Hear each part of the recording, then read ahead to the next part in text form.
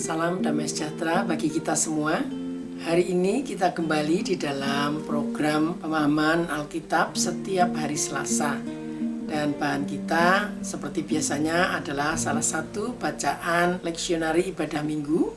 Yang hari ini kita akan mengambil dari bacaan Mazmur pasal yang ke-34 ayat 16 sampai dengan 23. Dan kita akan menghayati bersama di dalam tema kemalangan orang benar.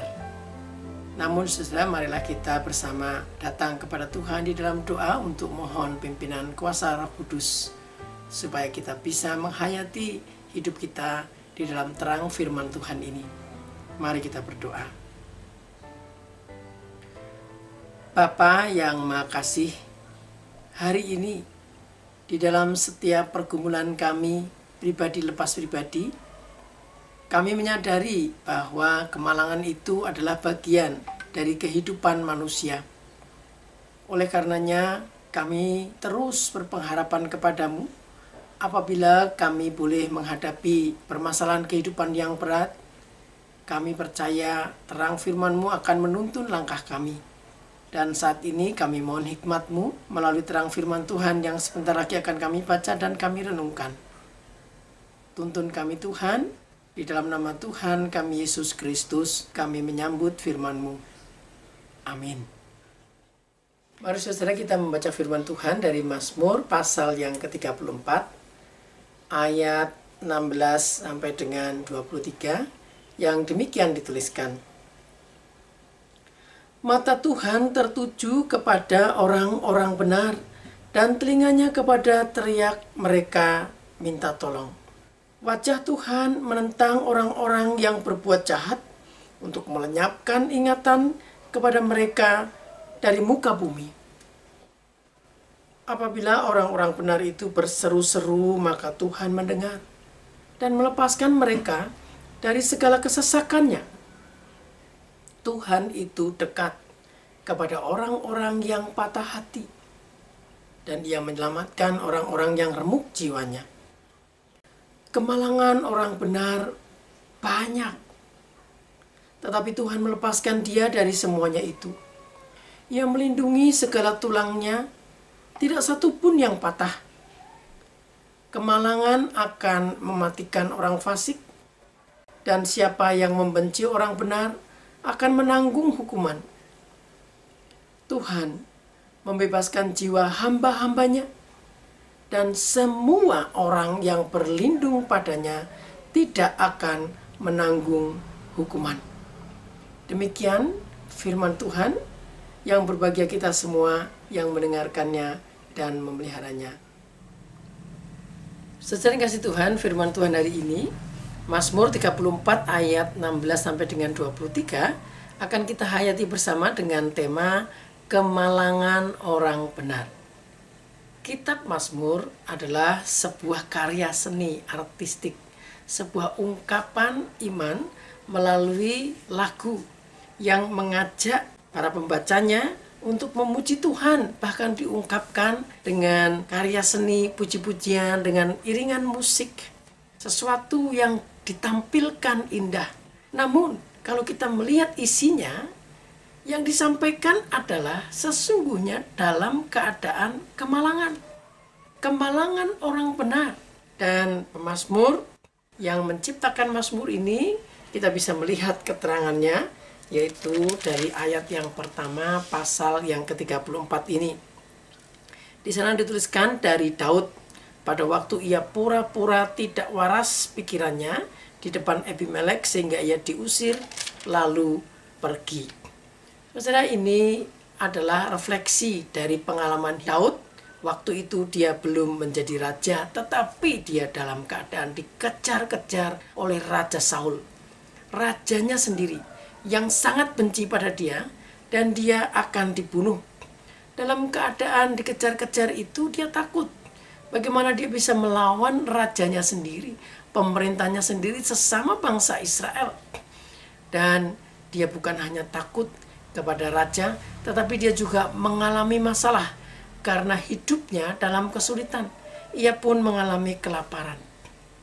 Dan pada saat itu ia pun bertemu dengan musuhnya, Abimelek, musuh bangsa Israel, dan ia harus berpura-pura tidak waras, berpura-pura gila, sehingga ia tidak diperhitungkan. Padahal nama Daud sudah mulai terkenal sebagai pahlawan bangsa Israel.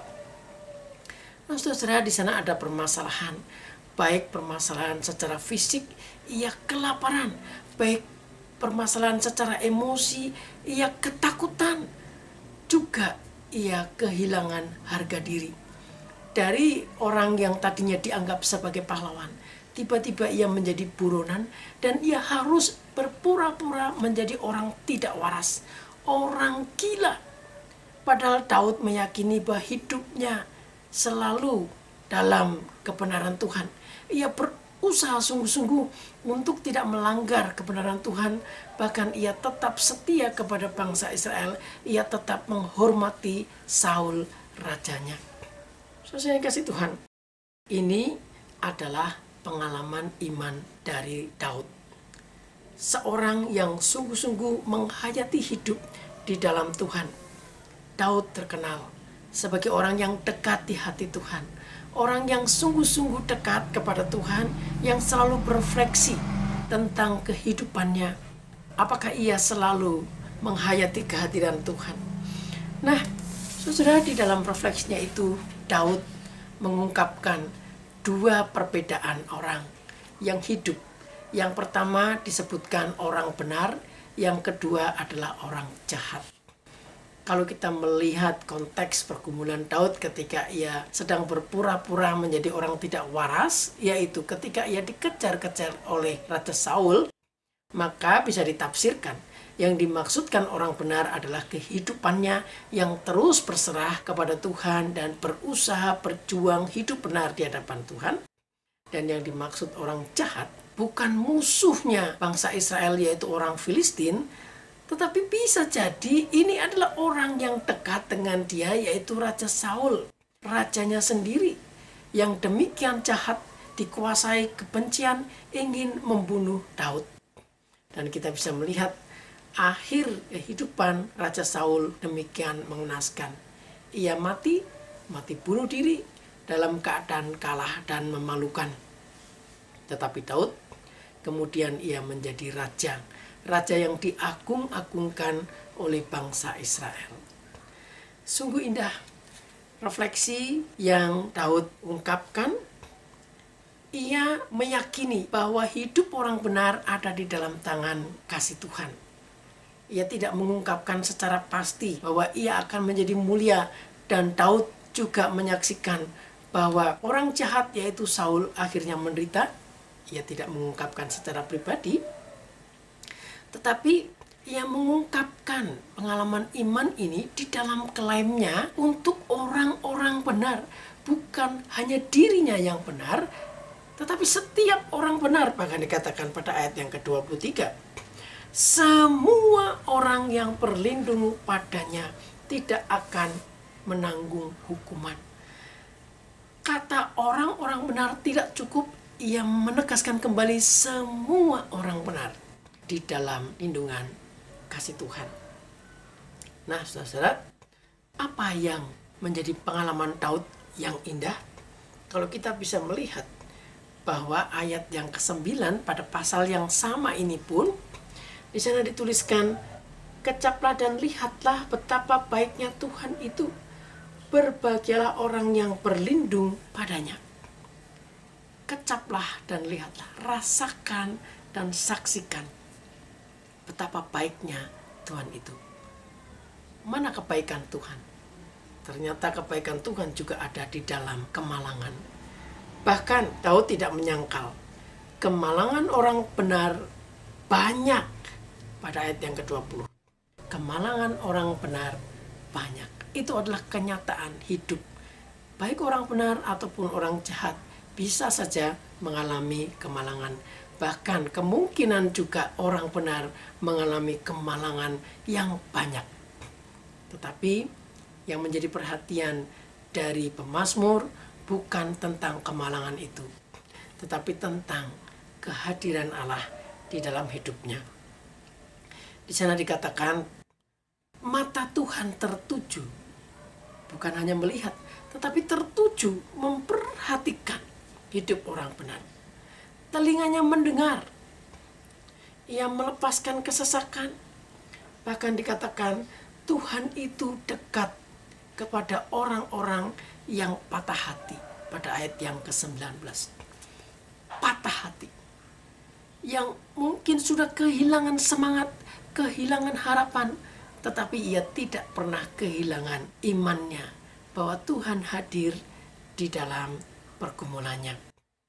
Ia menyelamatkan jiwa, jiwanya diselamatkan, sekalipun mungkin pergumulan fisik tetap harus dihadapi, tetapi yang pasti jiwanya diselamatkan. Nah, saudara yang kasih Tuhan, kiranya refleksi pemazmur ini dari pengalaman pribadinya yang diungkapkan menjadi iman secara umum. Orang-orang benar, bahkan dikatakan semua orang benar mendapatkan jaminan penyertaan kasih Tuhan. Juga kita hayati saat ini.